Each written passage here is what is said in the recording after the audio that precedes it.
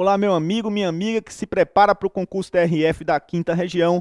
Meu nome é Ricardo Galvão. Mais uma vez estamos juntos aqui com a disciplina de Direito Penal, hoje especificamente, para mais uma dica para o seu concurso. Eu queria dar uma dica de um artigo que causa muita polêmica na academia. Muitos alunos, têm dúvidas a respeito do seu verdadeiro conteúdo, da sua verdadeira extensão. Eu espero que você não esteja somente decorando, que você também tenha a preocupação de entender efetivamente aquilo que faz parte do seu edital, na matéria de Direito Penal. E eu estou falando especificamente do artigo 30 do Código Penal, um artigo que diz respeito à comunicabilidade ou à comunicação das circunstâncias em caso de concurso de agentes para infração penal. Então, em caso de concurso de pessoas, de concurso de agentes para o crime, você tem que observar a regra do artigo 30, ela tem um efeito prático muito importante, não apenas no estudo da parte geral do direito penal, mas também para alguns crimes específicos da parte especial, inclusive crimes que vão cair lá no seu concurso, que dizem respeito, por exemplo, à administração pública. Então vejam só, muitas vezes o crime é praticado com a aglutinação de indivíduos para infração penal. O próprio artigo 29 do Código Penal ele vai dispor que quem de qualquer forma concorre para o crime incide nas penas a este cominadas na medida de sua culpabilidade. Acontece que você tem que observar nesse estudo seu, nessa profundidade que você vai dar ao seu estudo no tema de concurso de agente, tem que dar uma atenção especial ao artigo 30, com certeza. O artigo 30 diz que não se comunicam aos coautores e partícipes. Na verdade, eu estou fazendo apenas um adendo à redação do artigo. Ele diz que não se comunicam as circunstâncias e condições de caráter pessoal. Então, não se comunicam aos coautores da infração, aos partícipes da infração penal, aqueles que concorrem de alguma maneira, que se aglutinam de alguma maneira para a infração penal, as circunstâncias e condições de caráter pessoal. Aí você vai dizer, como isso se caracteriza, Ricardo? Eu não entendi, eu decorei a regra, mas eu não tive condições de entendê-la. Então, vejam, o que o artigo 30, ele na verdade quer dizer, é que se um crime for praticado por várias pessoas, por vários indivíduos, todas as circunstâncias de cada um deles, as circunstâncias de caráter pessoal de cada um deles, as condições de caráter pessoal de cada um deles não pode se comunicar aos demais coautores e partícipes. Então, se José praticou um crime com João e Pedro, José é reincidente, essa circunstância agravante só pode ser aplicada a José, não pode se aplicar a João e Pedro, porque se trata de uma circunstância de caráter pessoal. Afinal de contas, o reincidente no crime é José, não é João e Pedro. Então, o artigo 30 é bem claro nesse sentido. Não se comunicam as circunstâncias e condições de caráter pessoal. E até aí não teria problema nenhum, não haveria necessidade nem de eu estar aqui na frente de vocês, na tela de vocês, dando essa dica, se essa redação ela fosse além e dissesse assim.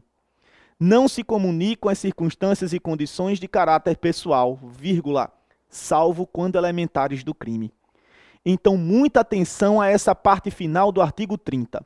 Se as condições forem de caráter pessoal, se as circunstâncias do crime tiverem um caráter pessoal e fizerem parte da própria essência da infração penal, eu quero dizer, se essa circunstância de caráter pessoal fizer parte da própria estrutura do tipo penal, fizer parte da própria essência da infração penal, devem se comunicar aos demais coautores e partícipes da infração penal.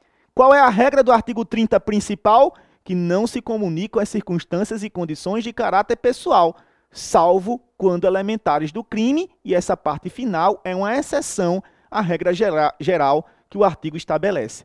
Então, sendo a circunstância e condição de caráter pessoal elementar, fizer parte da essência da infração penal, devem se comunicar aos demais coautores e partícipes. Exemplo, você sabe que o artigo 312, que vai cair no seu concurso, trata do crime de peculato.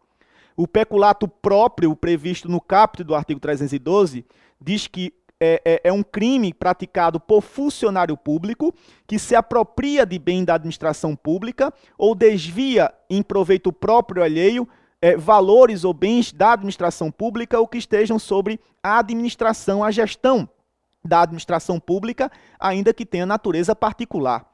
Então, o peculato previsto no artigo 312 é um crime que quem pratica, via de regra, é quem? O funcionário público.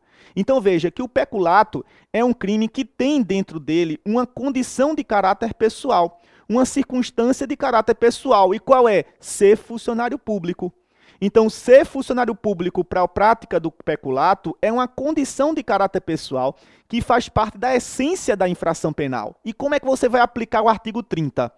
José é funcionário público, quer desviar um valor na administração pública, um dinheiro que existe na administração pública, quer desviar em proveito próprio, quer desviar em proveito alheio e se utiliza dos serviços de João, que não é funcionário público.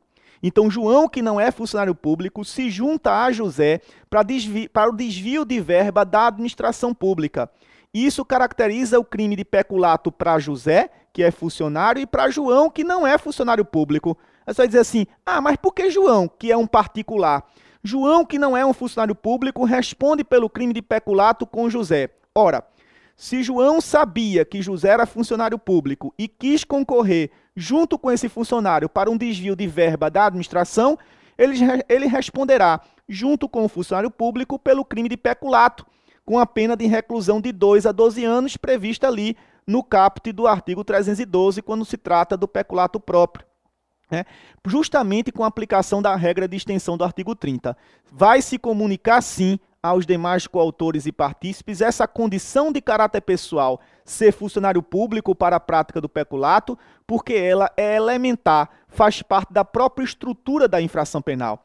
Então, se comunicam, sim, aos demais coautores e partícipes da infração todas as circunstâncias e condições de caráter pessoal quando forem elementares da infração penal, fizerem parte da estrutura, da essência da infração penal. É por isso que o particular pode responder por crime de peculato se estiver em conluio, se estiver agindo conjuntamente com alguém que seja funcionário público, sabendo, claro, tendo conhecimento dessa circunstância. Porque se não tiver, aí é uma situação de cooperação dolosamente distinta, prevista na própria estrutura do artigo 29 do Código Penal, em seus parágrafos. Tranquilo? Meus amigos, eu espero que a dica de hoje tenha sido importante para vocês na consolidação do seu conhecimento, na preparação para o concurso TRF da 5ª Região. Desejo a todos um bom estudo, forte abraço, muita tranquilidade nessa reta final e até a próxima dica. Até lá!